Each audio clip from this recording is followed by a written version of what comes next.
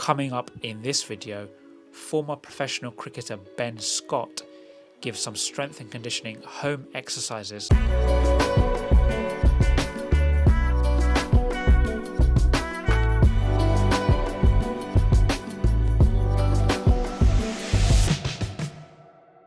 Okay, we're going to talk about some batting drills that I think are going to help you guys from a strength and conditioning perspective.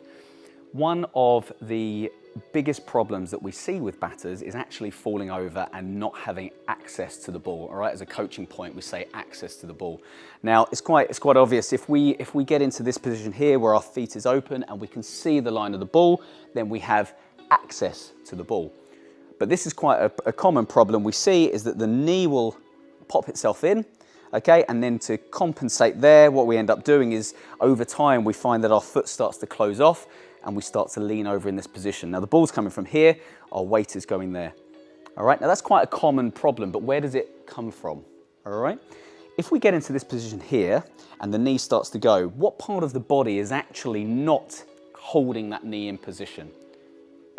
It's our bum. All right, it's our glutes. In particular, it's our glute med. And what that is doing is that weakness that we have there is allowing the knee to internally rotate. It's called knee valgus. And then from this position, this is kind of like a cascading effect. Everything starts to shift. Our body starts to go over. We start to play around it and we get LB again, like I did a million times in my career. So what we're looking to do is we need to get ourselves into this position. And we need to get our glutes nice and strong. And I'm going to go through some exercises now that are going to help you to do that. Right, so we've just identified that this knee valgus, the knee is internally rotating. So what exercises can we do? The first thing is to make sure that this part of the body is activated. All right, and what I mean by activated is it's woken up. We can quite often walk and go through our daily lives without that muscle really being used. We use our leg, we use our quads, we use our hamstrings, we use our lower back. All right, but that particular muscle there is really important. So if we can get that to work, then the whole of the system starts to work as one unit. All right, and it's far more favorable. So the first exercise I'm going to show you is a clam. So it's like something out of a Jane Fonda exercise video. All we're going to do is get ourselves on our side like this. Put your hand or put your thumb into your hip. The reason you do that is so that it stays in position. And then from there, we're looking to open up the leg like that. Now, if you take your thumb and put it into where your pocket would be, your back pocket would be on a pair of jeans. So if you push in there, as you lift your leg up into the air, you should feel that part of your bum activate. All right? So as we go through there, if it is activating straight away, brilliant. If it's not, what I want you to do is keep going until you feel a little bit of a dull ache through there. By the time you get that dull ache here, that part of the muscle has started to activate. Now, some people will feel that through their adductors, some people will feel it in all sorts of places across the body. If you do, it means that you are struggling to activate that particular muscle, all right? And that means that this exercise is a must for you.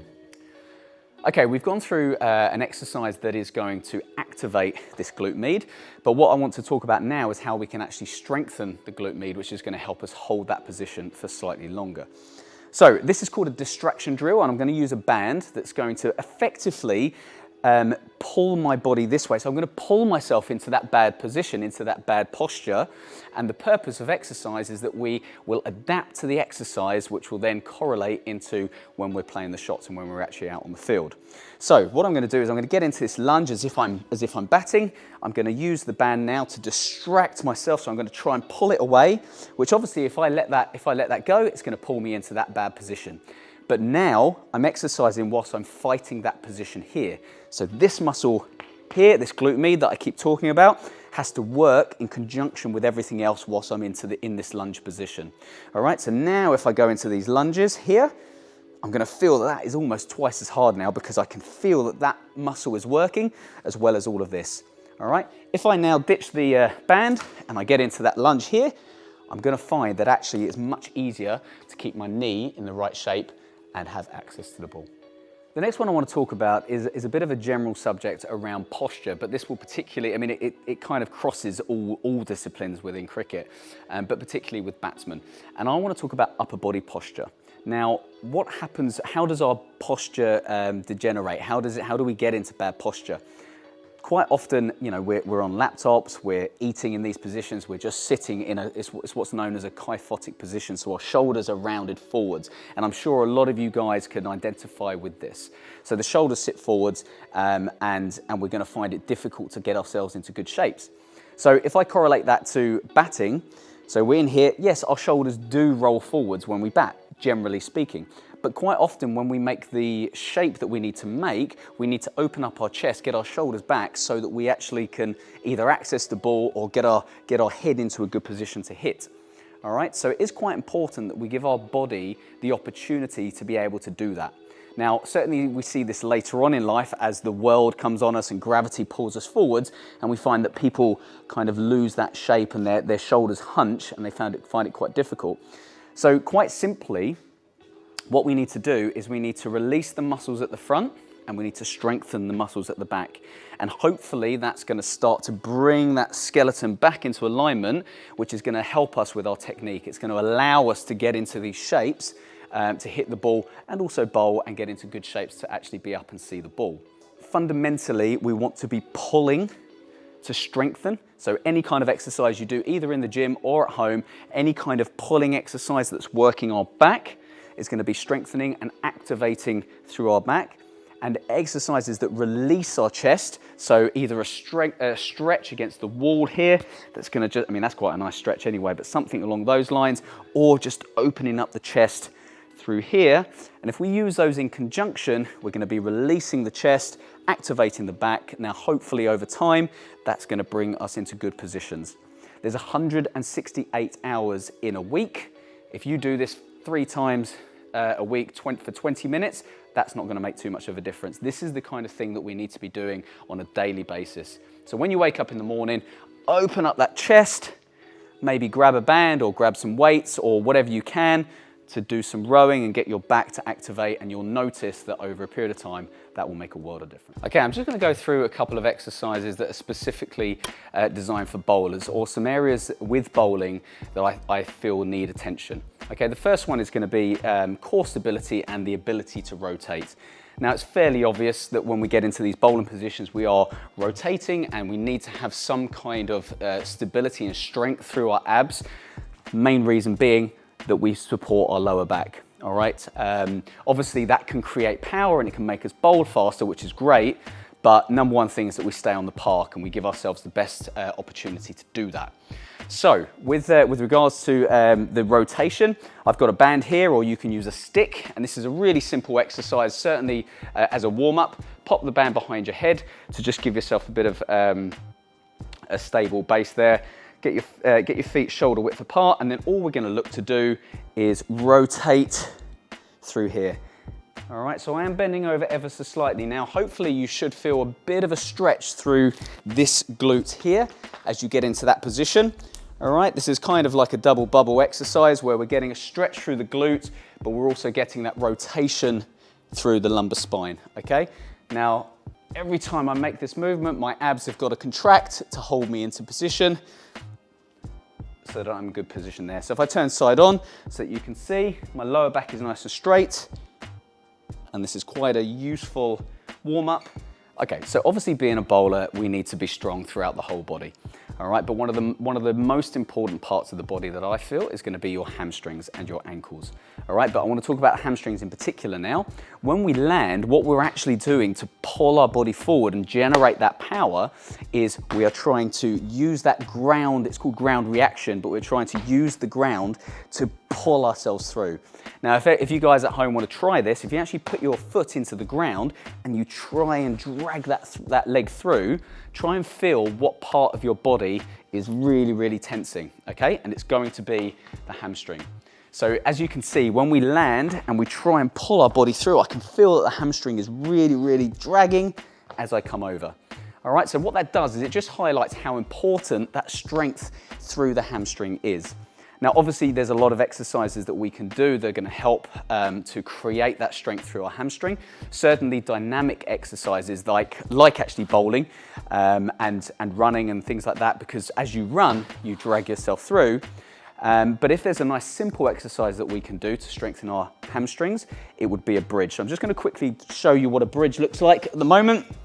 So if we jump on our bum, get ourselves into this position here, and then what we're going to do is simply take our hips towards the ceiling, make sure our lower abs are nice and strong as we do that, but we're trying to tense through our glutes, and you should feel that through the hamstring.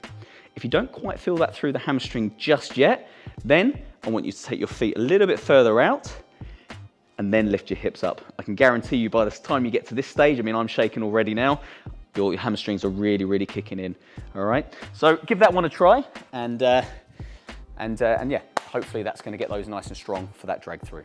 Okay, so we've just discussed how important core strength is. Now, this is something that gets kind of confused with a lot of people when it comes to actually how do we work our abs to strengthen them.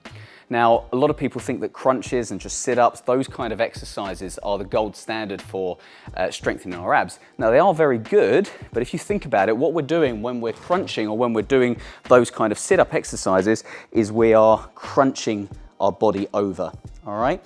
But then actually, if we correlate that to when we're bowling, what we actually don't want to do is fall over and crunch, okay? So the type of exercises that I think are better for bowling and batting, a lot of these other kind of shapes that we need to make in cricket are plank exercises, because what that encourages the body to do is be strong, but in an elongated position, all right? So we're looking to absorb movement. So as we land, we want to stay upright and strong as we land, as we get into positions to throw, bat or bowl, but we want to be able to keep our chest up and our eyes looking forwards, all right? So when it comes to the type of exercises that we're using to strengthen our core, I think it's important that we aim more towards the plank exercises or any kind of exercise that encourages you to be elongated through your abs as opposed to crunched over through the abs. Okay, I'm just going to go through a couple of fielding drills now. The first one I want to talk about is how important it is to have a stable shoulder. Now, obviously, when it comes to throwing, when it comes to just moving and landing on your shoulder quite often